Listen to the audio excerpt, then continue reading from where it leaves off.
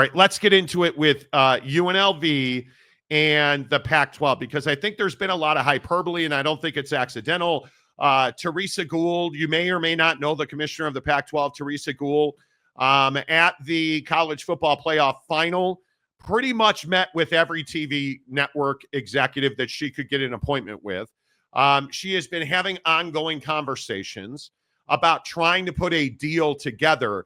And it is very clear at this point, after talking to people in the industry over the last several days, and I think that's an important point. Buzz has been building. And usually, hey, we'll ask about the Pac-12 once a month. Well, we do rounds of phone calls or text messages or emails with sources, let's say. We'll ask about the Pac-12. There's not a lot going on. But when you have major football groupings, the college football playoff, and you have Teresa Gould going to those events, meeting with TV executives, the buzz kind of spools up, right? So when you think about these situations, we've heard that Teresa Gould had high-level meetings with TV executives at the college football playoff final. Nothing fruitful came from those conversations. It's not like she was like, well, hey, give us $50 million, we'll give you UNLV.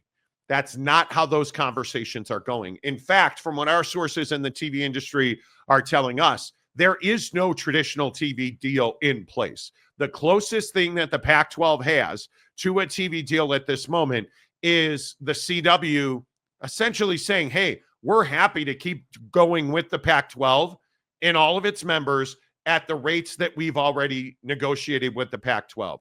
There is no cash windfall coming from cable or network television. But what we are hearing is that the Pac-12 is looking at building what's called a fast channel network, which is where you say, hey, here's the Pac-12 network, but it's on Amazon, it's on Fire TVs, it's on the Roku channel, it's on all of your free ad-supported TV, otherwise known as fast channels. And there are networks. Amazon's got a network. Pretty much everybody's got a fast channel network. Vizio, Samsung, LG, all of the big ones, all of the people who build your televisions, you know how it is. If you turn on a TV, you get an entertainment menu. And if you search Pac-12, they would have a channel that would come up. So let's say that Oregon State and Washington State were playing football and you wanted to watch that game, you would simply go to Samsung, go to the main menu and search Pac-12, and the Pac-12 channel would show up and you'd be able to watch that game. That's the nuts and bolts of how a fast channel works. The only problem with that is most manufacturers and what's called tier one fast channel providers do not pay you a fee to have your content on their platform. It's a revenue share. So there is no big money up front for the Pac-12 in that order. So what most people in the TV industry think is going to happen is that there will be a deal with the CW, most likely, or somebody else. And largely, all of the revenue that the Pac-12 will make on its media deal will come from viewership, sharing of revenue from ads with platforms, and a small part of streaming. If you're UNLV, is that an attractive enough package to get you to leave the Mountain West? And when I say leave the Mountain West, let's get something very, very clear. There was a memo of understanding that was drafted and signed by all of the Mountain West members, including UNLV, who recommitted to stay in the league. That memo of understanding is binding.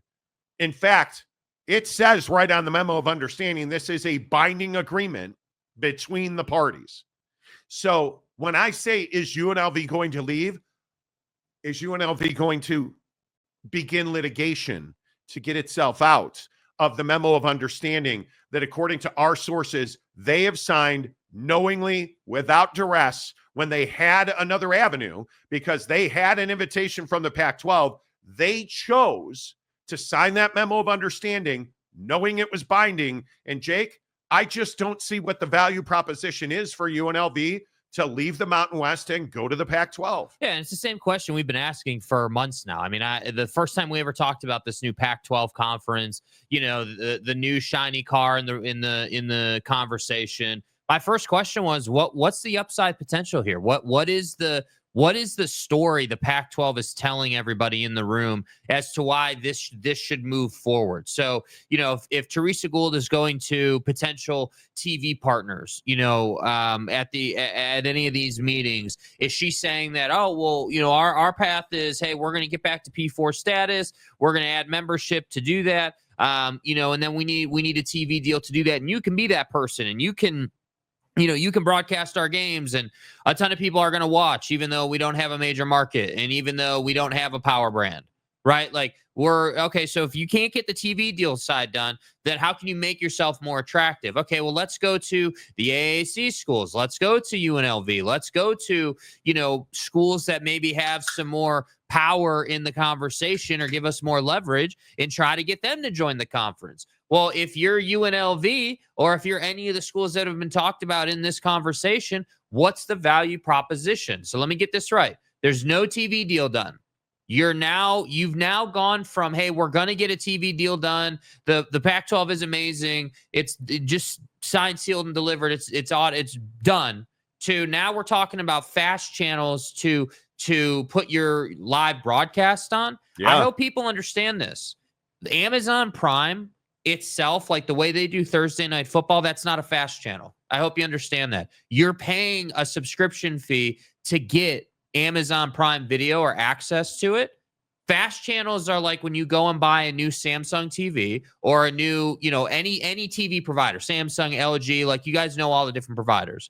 They come pre-cooked with a whole slate of channels. And the Pac-12 is saying, hey, we want to partner with that type of situation. That's how far the value has fallen. So my main point in this has always been, and no one's ever been able to answer the question, hey, what is the great thing the Pac-12 is selling that everybody should just get behind with all their money and all their effort? Because I don't see it. You don't have access to the college football playoff. You don't have access to more money than people are already making. And your relevancy as a conference is next to none. So yeah, I don't understand it. I think that's a very good question. What is if we look down the road, and let's say 12 months from now, when we are heading for a new Pac-12 and a new Mountain West and all of that rearranging of the chairs on the Titanic, because I'm going to be honest with you, you look at this slate, you look at what's in the Mountain West, I don't think either one of these conferences has a significant advantage over the other. I think they are very similar, and I'll go back to what I have said from day one when the Pac-12 originally melted down. The Mountain West and the Pac-12 need to merge. They cost each other money, and you look at this slate of teams right here, there is not a big advantage over the Mountain West. And I think the same thing that I've thought from the beginning, a TV guy yesterday told me straight up, UNLV is absolutely the cornerstone of anything financial for the Pac-12. They've got to find a way to get UNLV to have relevance, because this is a guy, and I want you to understand this. This individual that I spoke to yesterday, that I have talked to on a regular basis, who's never steered me wrong in all of these media rights conversations we've had. What's missing on this graphic right here? Including San Diego. What's missing on this graphic? A major market. And when you look at Las Vegas, which you may know this or may not, the University of Nevada, Las Vegas is based in Las Vegas. No. I know, crazy. Las Vegas is becoming a major media and entertainment hub on the West Coast, because so many people are leaving Hollywood and Los Angeles, and a lot of them have ended up buying and building multi-million-dollar homes on the outskirts of Las Vegas. We were just there several weeks ago. Summerlin's popping. Summerlin, Lake Las Vegas. Like, you look around and you start to see that the major players are no longer exclusively in Los Angeles. And about San Diego, San Diego's not a major television market. It is one of the smaller engagement markets, because one of the things that I think is really interesting, as it's been explained to me, as we move away from Dish Network putting a dish on your house or in your backyard, or DirecTV, or and we moved to, let me plug in my internet cable so I can stream, right? Because you're not watching TV the way you used to. Right. One of the things that these TV networks are able to truly measure now, more than they ever have before, is engagement per zip code. What zip codes are actually tuning into their product, their shows, their games, their news channels at a level we've never been able to do this before. We've never been able to get in the butthole of people watching TV and know exactly what are they watching, how long are they watching, how are they watching it? Are they watching it like, if you're like us, and I think you still are on YouTube TV. Yeah. If you're like us on a Saturday afternoon with football, you flip on YouTube TV. Is he watching it in a 4-pack? Is he watching NFL Sunday Ticket with one game only on the screen? How long is he watching that game? Which games is he flipping back and forth to? Yeah, I mean, I can tell you my setup is like in the high time of college football, when we've got a lot of different games on and there's a lot of flipping around that happens and a lot of games you want to pay attention to at once. I can tell you, I've got my TV set up, and usually I'm not a huge 4-pack guy. Like, I prefer to just flip between the My games. wife hates that. Yeah, I'm not a huge She 4-pack hates that. person. Just because I feel like, and this may seem 1%-ish, if you will, but you bought a big TV. I want the whole screen, right? Like, I want to be able to watch the game in detail and enjoy the setup. So I'll flip on YouTube TV. I'll go through the games, but then I've also got my computer that I can access YouTube TV on while I have YouTube TV on my TV, and I can double screen essentially. I can tell you, I have watched games on TV. I'm an iPad person. Yeah. I have an iPad Pro that I use for the show. I will watch a game on the iPad Pro while I can tell you, with Utah and BYU playing in separate games, I've absolutely watched Utah on the TV or on the iPad. But why all that matters is that's currency now. If you are the Mountain West and you can say, hey, look at our viewership on linear TV. Here we are digitally. Here's how many people watched on a TV, on a phone, on a tablet. They watch for this. It matters. And San Diego does not deliver that viewership. Mm-hmm. Los Angeles, yes. Like Fresno State, all the Fresno State fans would get pissed off. You don't deliver that media market. There's not a huge demand for Ford Motor Company to advertise in Fresno. Right. That's the issue that the Pac-12 is facing. And I know, Pac-12 fan, you're going to get pissed off and you're going to type in all caps and you're angry. Totally get it. But I'm going to ask you again, what really separates you from the Mountain West? And my answer is nothing. And if you want to cripple the Mountain West, yes, you should absolutely be going after UNLV, who I think is an incredibly important media asset. Yeah.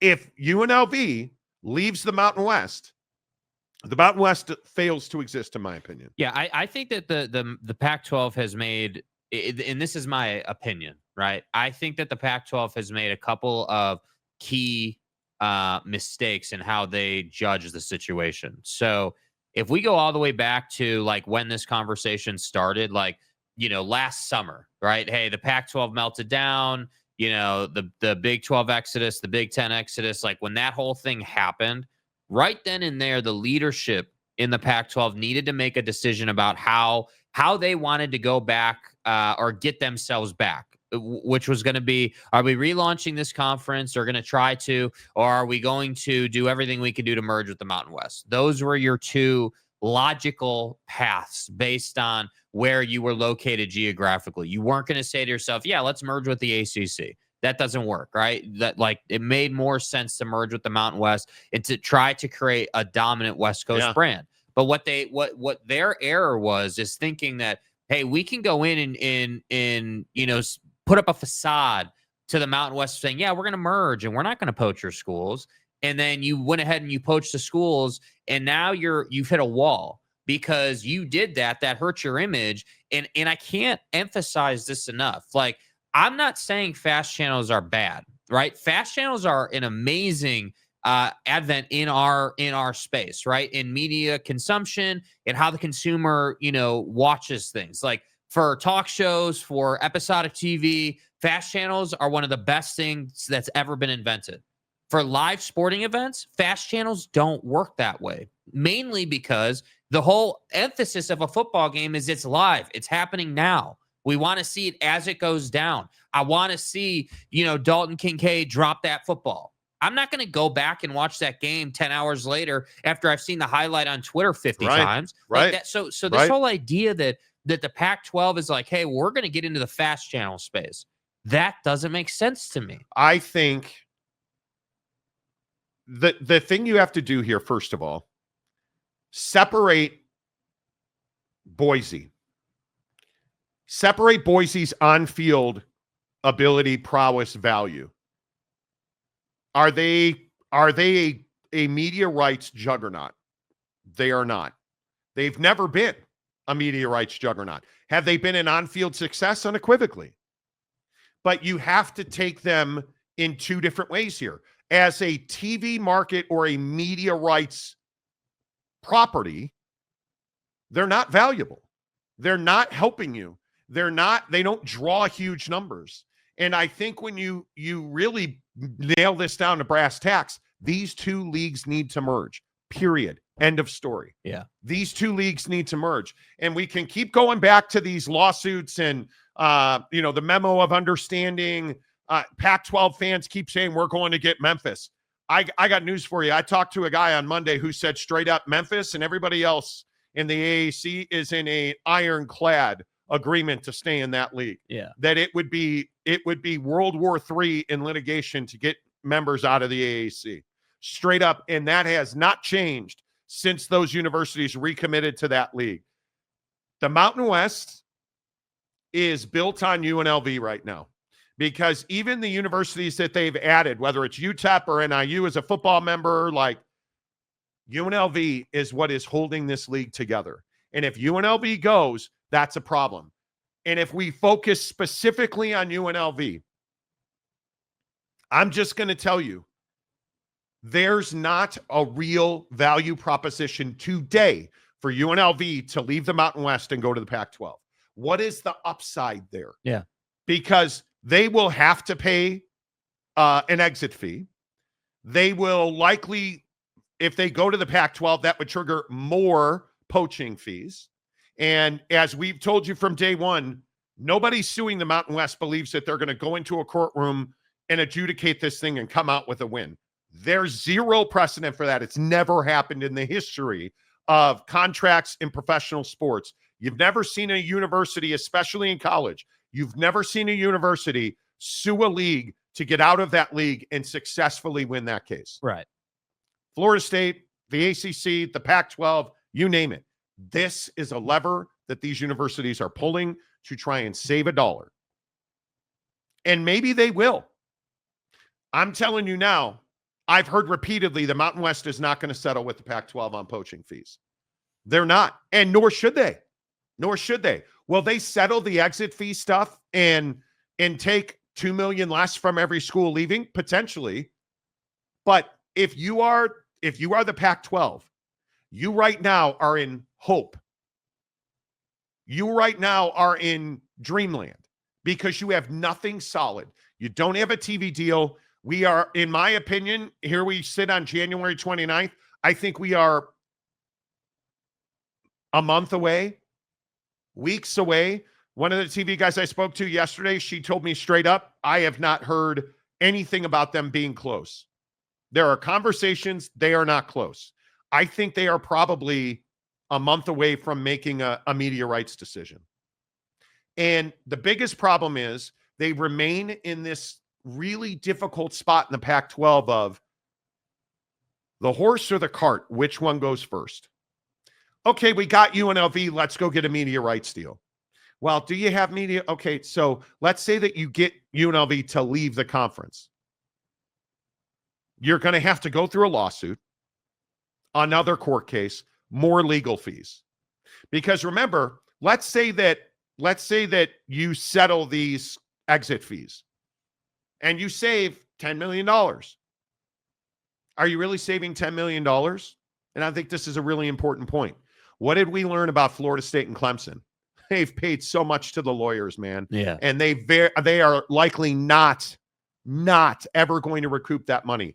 Is the Pac-12 in a position where they can afford to dump money on top of money, which is bad money on top of bad money, into the fire on legal fees to sue and continue to sue and fight? Because I would tell you there's no way they can afford to keep doing that. I mean, I don't think, that they can afford to continue on this pace for years on end. I mean, at some point you're going to have to actually start like making legitimate, tangible money here. Like, but how are you as a TV provider, even ESPN Plus, who has told the Pac-12, we want your product, not for television, for ESPN Plus, for the digital, the app. Direct. Don't forget what's happening in before football season kicks off next year. In this August, ESPN is scheduled to go direct to consumers, which means you don't have to have cable or satellite. You can subscribe directly to Disney and have all of ESPN and Disney product. That is coming. This venue sports thing that we talked about. Yeah. That at the end of the day, and I hate saying this part out loud, Jake was right, was never going to happen. Where you had all sports from all networks on one app, completely fell apart. And one of the main reasons is they all knew ESPN and Disney are going direct to consumer, and you're going to get a bundle that's going to include Hulu, which I was informed is massive apparently with millennials. Do you use Hulu? I don't. Apparently, millennials use Hulu like it's nobody's business. But you're going to get in the fall the ability to subscribe to ESPN and not have to have a cable provider. Like if I want to watch ESPN Plus right now, I have to log in through YouTube TV because you have to have a television provider to watch anything on the ESPN app. You have to have a television provider and you have to log in. Coming in the fall, I will no longer have to do that. I'll just subscribe to ESPN and I will be able to watch it directly on my phone, tablet, TV, anywhere I want. Because unlike the Pac-12, what happens? Have you guys thought about this? And you probably haven't because everybody has pronounced ESPN as dead. What happens every time somebody buys a Samsung TV? What happens every time somebody subscribes to Amazon Fire, the Amazon Fire TV service? ESPN gets, I think from Amazon, they get $12. From Samsung, they get $25 because ESPN's baked in all those TVs. And one of the main things that happens is, well, I'm going to sign into ESPN on my TV. What do they immediately make you do? Create an account. That's what the Pac-12 is going to have to figure out. How do I make that value proposition? And I'm telling you right now, whether you want to agree with me or not, that's fine. This isn't going to make me, if I'm Samsung, LG, again, Roku, Amazon, this roster right here is not going to make me pay you $25 per subscriber. Nope. It's not going to happen. And if you add UNLV to this, I'm still not paying you $25 per subscriber. That's what I'm saying. Like this whole concept, everyone all over the place is all hot to trot over this fast channel concept for the Pac-12. Like fast channels are hot right now, 100%. There's a lot of people leveraging them. And it's a live great sports, thing. Live sports is huge. And I think, and I don't know what you think, I think if you went to any major fast channel provider, Plex, Samsung, whoever, and said, hey, we're the Pac-12. We want you to carry our fast channel. And we're going to have live basketball, football, softball, baseball, track. Yeah, you want to do it that way, that's fine. But they're gonna say, yeah, absolutely. Come on, let's go. And they're willing to split the revenue with you. How you make money on a fast channel is you say, okay, we're on Amazon Freevee, or we're on Roku channel, or that platform, Roku channel or whoever, will give you 50% of the ads that are played on your channel. 50% of the ad revenue will go to the platform. The other 50% goes to the provider. Mm-hmm. Is that is that enough? Is that $10 million a year per school? No, it's not. Is that $5 million a year per school? No. If you got 10 schools, you think you're making $50 million? You would have to have every single fast channel working with you. You're not. And I think it's tough. The bottom line here is I don't believe that UNLV is a position where they can just walk away. They signed a memo of understanding that is binding. They signed it without duress. They signed it with all the facts laid out on the table.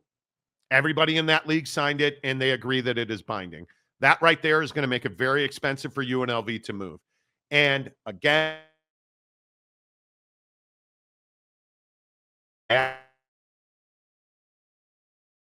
I'm even expecting it. Help me understand, what is the value proposition for UNLV to join the Pac-12? Yeah. What is the huge upside potential? Yeah, I don't think there is one. Not right now. And until there is one, I don't know that change that, I don't know that you can improve your situation. Yeah. All right. Coming up in 30 minutes, we'll talk about Michigan cheating. Michigan admitted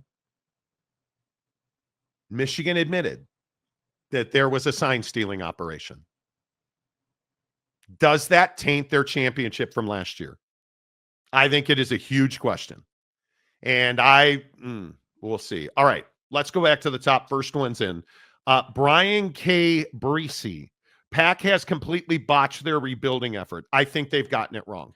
I would agree with that. I mean, I don't think that they, I don't think that there was a time when they there was one step of the process that they just completely messed up. I think from the the decision to go into the Mountain West and poach teams, it was always going to make it really hard for you to do anything you wanted to do. And that's from that decision forward, you've made it exponentially harder. If you would have just put your pride aside and said, hey, we need to merge and we can be a dominant conference from the South all the way to the North on the West Coast, that would have worked. You can do a TV deal on that. But the idea that you thought that you could go in and steal these schools and try to do your own thing, that to me was always, a futile idea. You've got to find a way, in my opinion, to merge these two leagues. It is the only thing. It's the only thing that makes any sense at all. But what would be required for that to happen? Teresa Gould and all those old heads in the Pac-12 would have to put their pride aside and allow the Mountain West leadership to run the conference. Yeah, that's never going to happen. I think Gloria Navarez is a superior administrator to Teresa Gould. And you're seeing the bravado of the Pac-12 has not left. Yeah. It's not business as usual. I think Teresa's actually done a really nice job of flying under the radar and not talking about her business, but just doing her business. Yeah. That's exactly what this league needs. Yeah, we haven't had any viral podcast clips with her. And we talked about it yesterday, and I know it's controversial.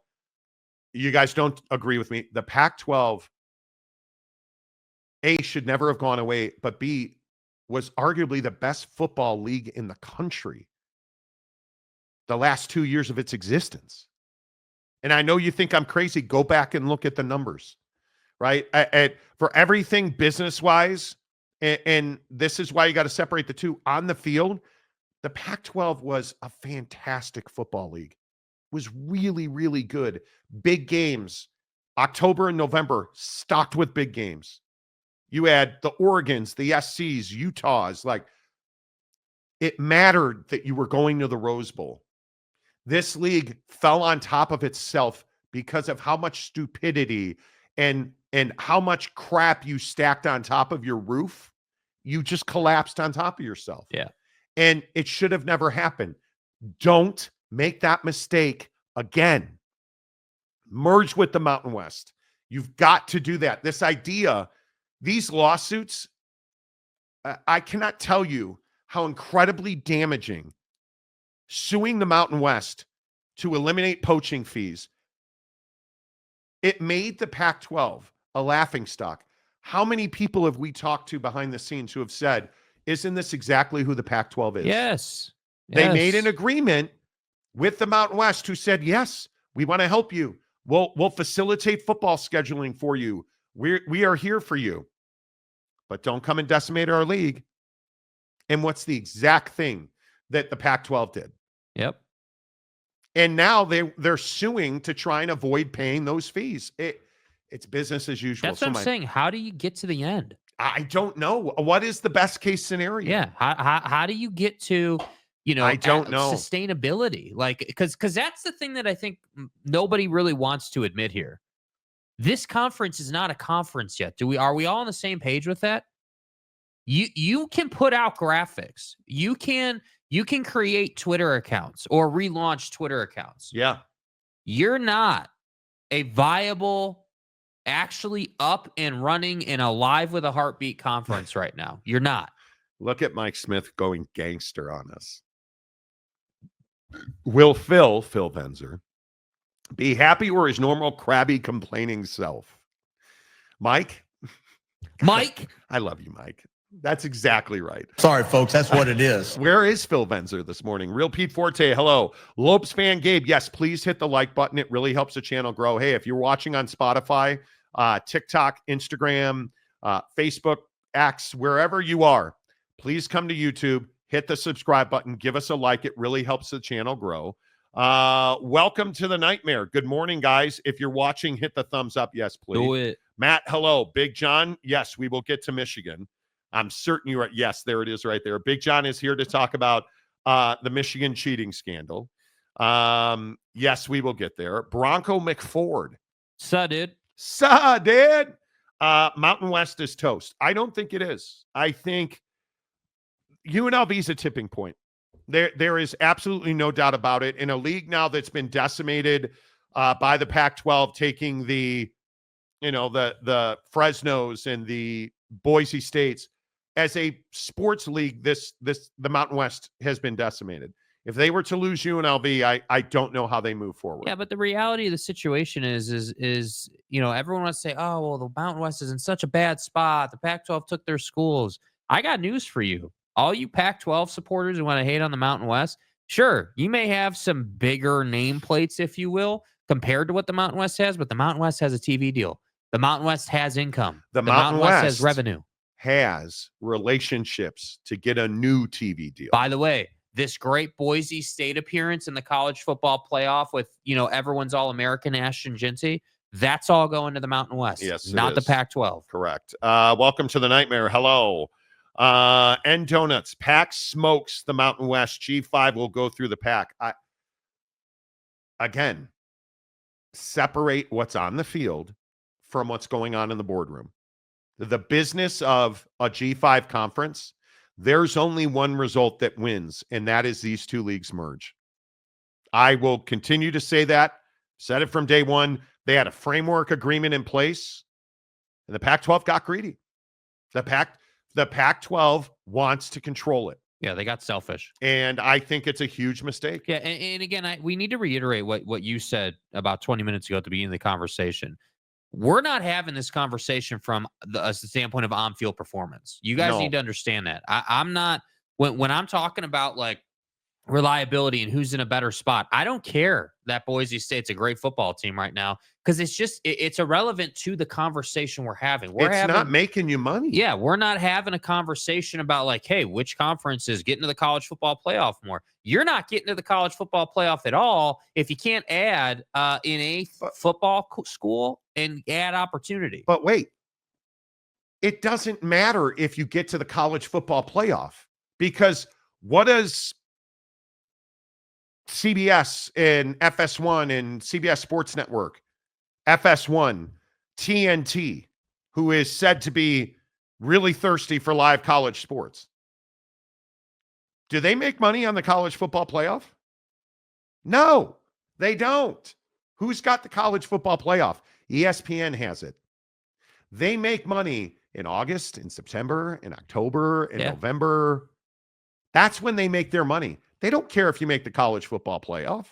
They care if you can bring viewership to their television network during the regular season. They care if your basketball product, and this is where the Pac-12 really has to, again, I tell you, get your ass in gear.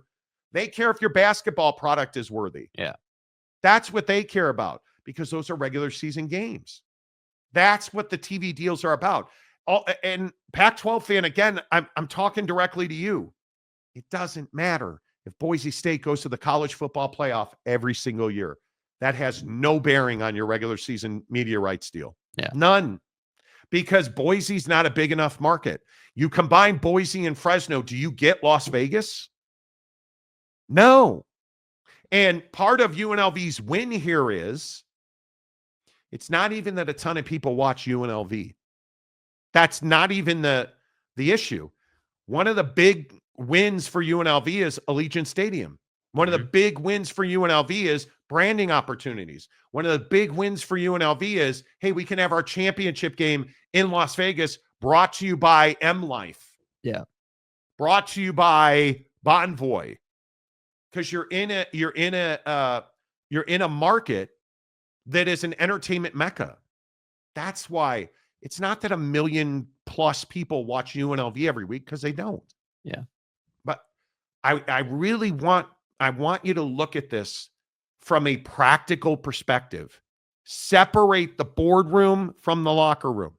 Yeah. What's happening on the field is not how you are negotiating a TV rights deal. Not at this level. If you're Alabama, well, hey, when we play Georgia every year, yeah, okay, that's a different story. Yeah, different conversation. Yeah, because now we're talking about 10 million people. Now we're talking about big numbers. We're talking about huge branding opportunities and games played in October that draw as much as games played in November and December. Regular season Michigan, Ohio State is going to outdraw Jimmy's Butthole Cream Bowl. Right. Right? That's where you're in a different place with the Big Ten's deal, or hell, the SEC's deal for sure. It's what's always separated the classes in the P4s. The problem is when you're at the G5 level, you're not selling huge viewership in October. You're not. And so when you say, well, we're going to the power, the G5's running through the Pac-12. Congratulations. What does that mean to CBS Sports Network? Nothing. That's what, and I want people to understand. And maybe Notre Dame's a great example of this. Why does Notre Dame make $50-60 million a year upcoming in their new TV deal? Why were they making $20+ million a year on their current TV deal? Because everybody watches Notre Dame football. Yeah. It's what you do on a Saturday afternoon if you live in the Midwest. Again, I grew up as a kid watching Notre Dame football. They play in big games. You're watching Notre Dame, Texas A&M. That's a massive brand that brings millions and millions of people to the yard. When you have USC and LSU at Allegiant Stadium in Las Vegas, tons of people watch, tons of people go. That's a big-time TV game. Boise State and Fresno State, that's not a big-time TV game. Blue turf and all. Yeah. UW fan Jim, Washington State fans and alum live in the greater Seattle area. It's a pretty good market. Okay, so I ask you, do you really think when you're sitting across the table from a TV executive that Washington State is selling Seattle as a TV market? No. I think they'd like to. If Seattle is such a power market, why has the Pac-12 never been able to leverage it to get a TV deal? Even when you had UW. Washington State. Again, this has been a huge argument. I say this with Boise State fans. You're all playing in the same pool. You're small media properties. You're not a big media property. There's so much pride from fans, dude. It's wild. D-Rock, on Saturdays, my cable subscription allows me to watch. Okay, cool. That's amazing. Who plays? Let me just ask you, who plays on the CW? I don't know. Who plays on NBC? Notre Dame. The Big Ten. Big Ten Saturday night. Here comes Saturday night, or whatever the hell the song says. Oh, look, Phil Venzer's here. Are you angry today? UNLV in Vegas want to be a national brand. Coach Mullen, I getting a $3.5 million contract twice than the second highest paid coach in the country. Again, it doesn't matter. Nobody's arguing that UNLV is some huge brand. UNLV is not a national brand. Let's just get that straight right now. UNLV's entire value is based upon the explosion of Las Vegas as an entertainment mecca. That is the entirety, because nobody has any idea how many people know who the head football coach at UNLV is. I would say not half of this audience does. Again, nobody's saying they suck. That's not what we're saying. Who's the head football coach at Notre Dame? Who's the head football coach at any P4 program? You probably know who it is. Who's the head football coach at Alabama? Okay, different story. Who's the head football coach who's a mid-table, low-table team in the Big Ten? Who's the head football coach at Washington? You have to think about it for a second. Well, Jed Fish. Who's the head football coach at Illinois? Who's the head football coach at Rutgers? Mm-hmm. The difference is they're in the Big Ten and they're in New Jersey. And does Illinois deliver Chicago? No. But a lot of people know that Brett Bielema is the head coach at Illinois. Yeah. Not many people know who the head coach at UNLV is. And it's not that you're being downgraded or disrespected. We deal in reality. We don't deal in emotion. And the reality is, when you're sitting across the table negotiating a TV deal, if you're the Mountain West, you are absolutely selling Las Vegas.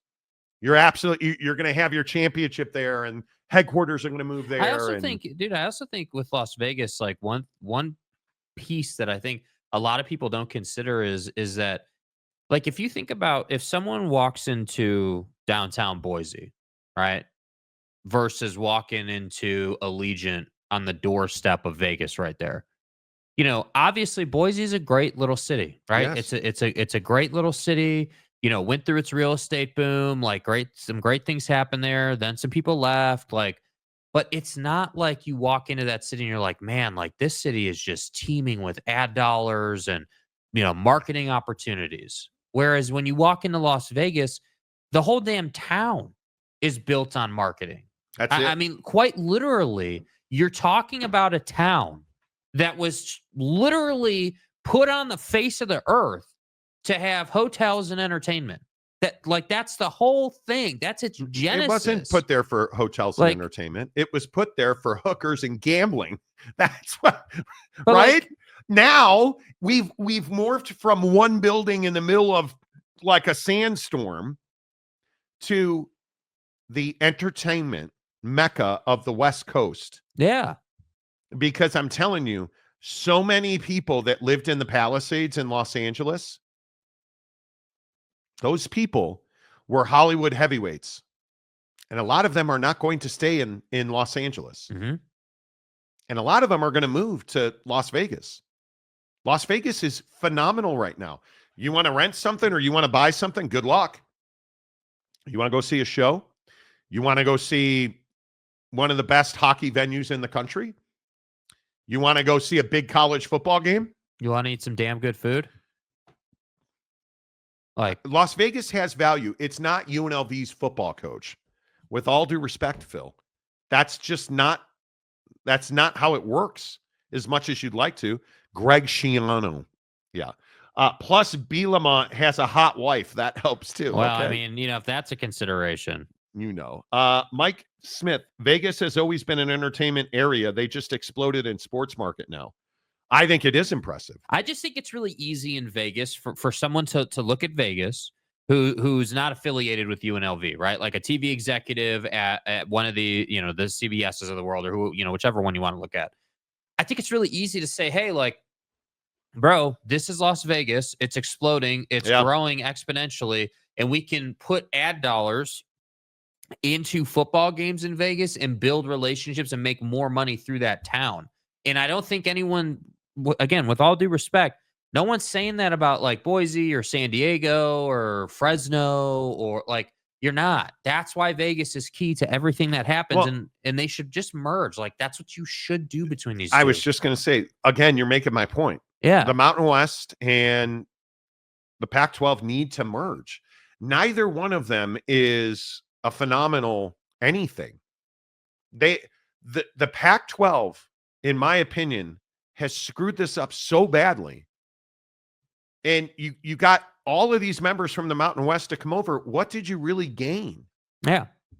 That's what I'm saying. I'm still trying to understand, like, what is any different here? Like, all you've done, like, not to diminish it, but you've just done some paperwork here. That's it. Like, you've just got some agreements, and you haven't figured out the exit fee situation. You haven't figured out a TV deal. You're paying Like, lawyers. you're paying lawyers. Like, I'm sorry. I just am not.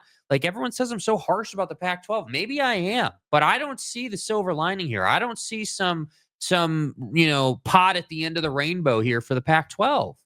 And I wish I did. I wish we could sit here and be like, yeah, the Pac-12 is doing great business, and they're going to be the best G5 conference in the country, and Teresa Gould and Gloria Nevarez are putting their heads together, and this is all working great. Do you understand that the media rights deal that a Pac-12 Mountain West joint venture could draw?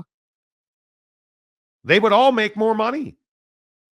Exponentially more money, in fact. A lot more money, in fact. But I don't know. It's frustrating to me that the Pac-12 melted down in the first place because it never had to happen. That was a great league. But again,